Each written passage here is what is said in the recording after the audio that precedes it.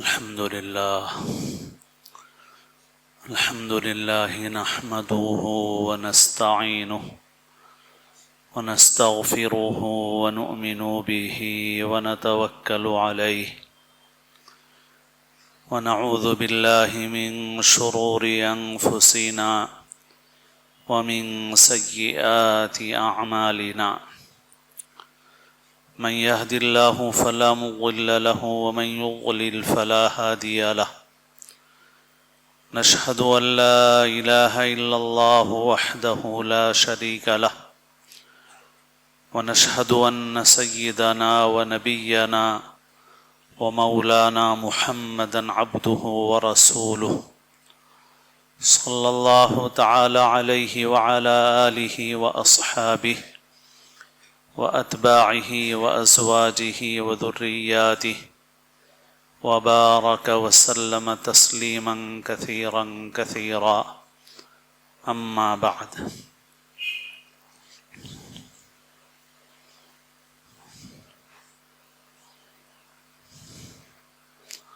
قابل احترام بزرگوں، عزیز دوستوں اور ساتھیوں، ہر مسلمان کے ذمے اللہ تعالیٰ نے علم کا حاصل کرنا فرض اور لازم فرمایا۔ مشہور حدیث ہے، طلب العلم فریضۃ علی کل مسلم، کہ علم کا حاصل کرنا ہر مسلمان پر فرض ہے۔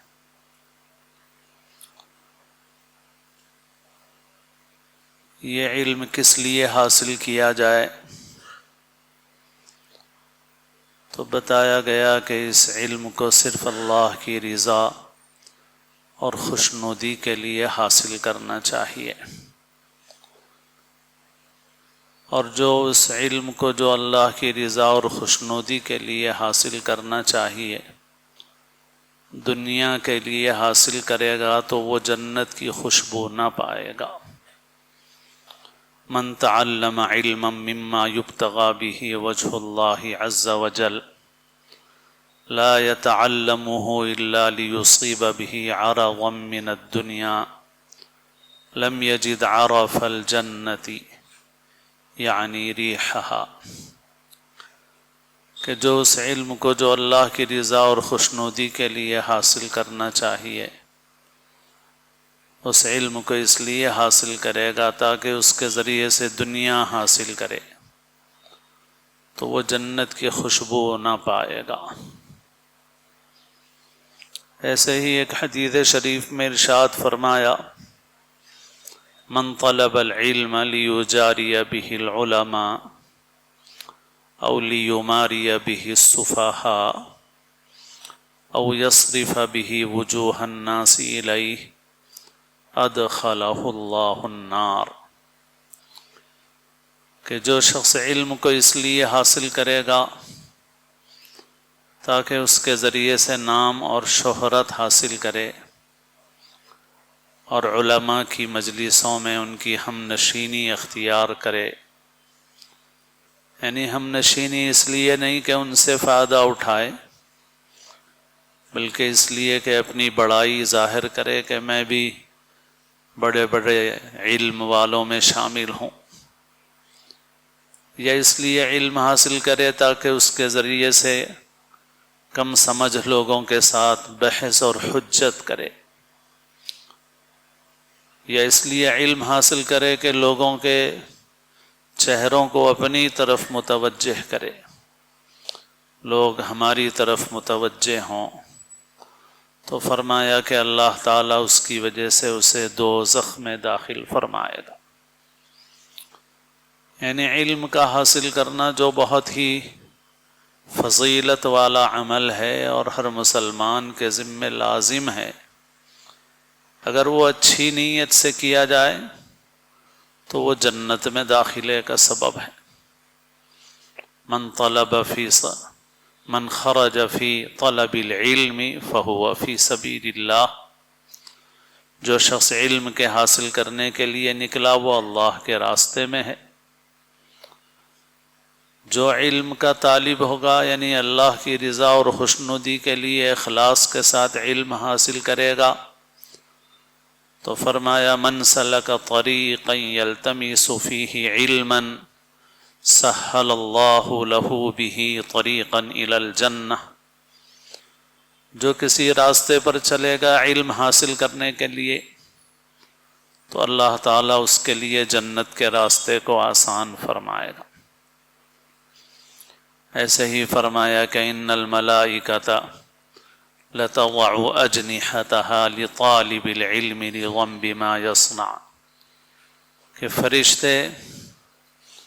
طالب علم کے لیے اپنا پر بچھاتے ہیں اس کے عمل سے خوش ہو کر کے۔ تو علم کا حصول اگر اللہ کی رضا خوشنودی کے لیے ہو تو ایسا اونچا عمل ہے۔ علم جب حاصل ہوتا ہے تو اس کا اثر اور نتیجہ کیا ہوتا ہے؟ تو فرمایا انما یخشی اللہ من عبادہ العلماء، کہ اللہ سے خشیت پیدا ہوتی ہے، اللہ کا خوف پیدا ہوتا ہے اس علم کے ذریعے سے، جو علم گویا نافع ہوتا ہے، نفع پہنچانے والا ہوتا ہے۔ غرض یہ کہ علم کا حاصل کرنا اور صحیح نیت سے حاصل کرنا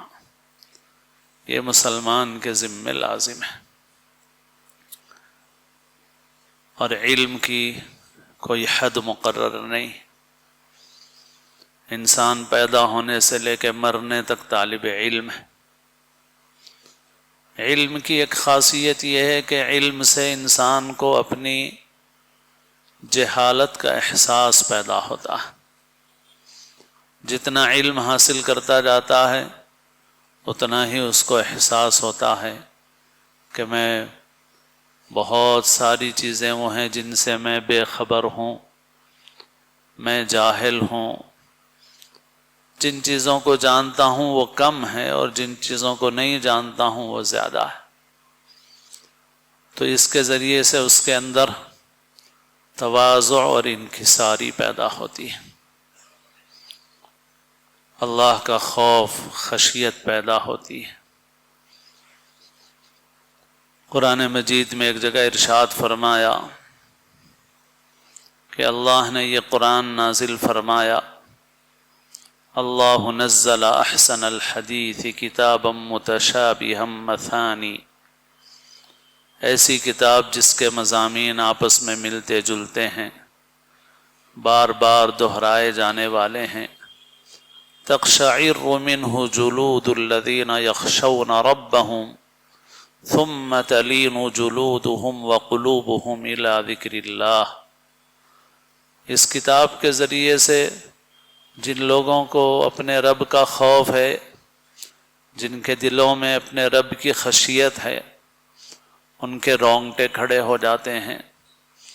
اور پھر ان کے ظاہر اور باطن اللہ کے ذکر کے سامنے نرم پڑ جاتے ہیں۔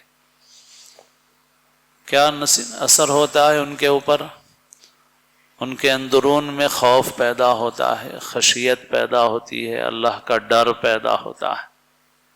اور اس کا لازمی نتیجہ یہ ہوتا ہے کہ وہ اللہ کے فرما بردار بنتے ہیں، نرم پڑ جاتے ہیں۔ ان کی جلد کی جمع جلود یعنی کھال، ظاہر ان کا، اور ان کے دل اللہ کی نصیحت کے سامنے جھک جاتے ہیں، اطاعت اور فرما برداری پیدا ہو جاتی ہے۔ اللہ تعالیٰ آگے فرماتے ہیں ذالک ھدی اللہ یہدی بہ من یشاء، یہ ہے اللہ کی ہدایت، اللہ جسے چاہے اسے عطا فرمائے۔ ومن یضلل اللہ فما لہ من ہاد، اور جسے اللہ گمراہ کر دے اسے کوئی راستہ بتانے والا، ہدایت دینے والا نہیں ہے۔ یعنی گویا علم کی سواری صحیح رخ کے اوپر چل رہی ہے یا نہیں چل رہی، اس کو دیکھنا ہے تو یہ دیکھنا ہے کہ اس علم کے ذریعے سے خدا کا خوف، خشیت، خدا کی فرما برداری اگر اس میں اضافہ ہو رہا ہے تو اس کا مطلب یہ ہے کہ علم سے اس کو نفع اور فائدہ حاصل ہو رہا، اور اگر خدا نخواستہ یہ نہیں ہے تو اس کا مطلب یہ ہے کہ اس کی سواری صحیح رخ کے اوپر نہیں چل رہی۔ اس زمانے میں جہاں بہت سارے فتنے ہیں، وہاں ایک بڑا فتنہ اس زمانے میں پوری دنیا میں پھیل گیا۔ ان آلات اور وسائل کے ذریعے سے جو بات پہنچانے کے نئے نئے پیدا ہو گئے ہیں اور ایجاد ہو گئے ہیں،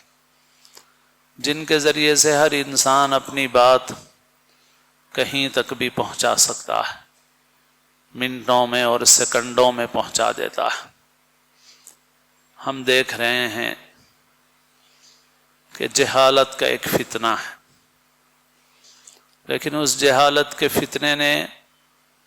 ظاہری طور پر علم کا لبادہ اوڑھ لیا، اور ایک بہت بڑی تعداد ایسے لوگوں کی پیدا ہو گئی ہے جن کے پاس نہ علم کی گہرائی ہے، نہ علم کا نور ہے، نہ ان کی زندگی پر علم کے وہ اثرات ہیں جو ہونے چاہیے۔ صحابہ کرام دیکھو کیسے تھے، تابعین، تبع تابعین، سلف صالحین کیسے تھے، ان کی زندگیوں پر اس کا کیسا اثر تھا۔ رات رات بھر روتے تھے، باوجود بہت صاحب علم ہونے کے اپنے کو کم علم سمجھتے تھے، دعوے نہیں کرتے تھے، دوسروں کی طرف رجوع کرتے تھے، بہت کچھ جانتے ہوئے بھی فتویٰ دینے میں بہت احتیاط کرتے تھے، مسئلہ بتانے سے ڈرتے تھے۔ یہ ان کی زندگیاں تھیں۔ اور اب جہاں 4 حرف کسی نے پڑھ لیے، بولنا کسی کو آ گیا، بس وہ اپنی بات پہنچانے لگتا ہے، لوگ اس کے پیچھے دوڑنے لگتے ہیں، چلنے لگتے ہیں، اور اس طرح پوری دنیا میں ایک فتنہ برپا ہے۔ زندگیاں نور کے، علم کے نور سے خالی ہیں، علم کے اثرات سے خالی ہیں، اور بے علموں کی کثرت ہو گئی ہے، بحث و مباحثے کی کثرت ہو گئی ہے۔ لوگ بہت سے ایسے موضوعات میں الجھے ہوئے ہیں جن کا خدا کے پاس ان سے سوال ہونے والا نہیں ہے۔ ہر تھوڑے دن میں دیکھو تو ایک سوال کھڑا ہے۔ کبھی محرم کا زمانہ آیا تو شیعیت سے متعلق سوالات ہیں، اور ہر موسم میں کچھ نہ کچھ ہے، اور لوگ ایسی چیزوں کے پیچھے پڑے ہوئے ہیں جن کا خدا کے پاس ان سے کوئی سوال ہونے والا نہیں ہے، جن میں بحث کرنے کی انہیں کوئی ضرورت نہیں ہے۔ بہت سے موضوعات ایسے ہیں کہ بڑے بڑے اہل علم نے اپنی زبانوں کو روک لیا۔ صحابہ کرام کے اختلافات کے متعلق اپنی زبان کو روک لیا کہ بھئی ہم کچھ نہیں بولیں گے۔ اب آج دیکھو تو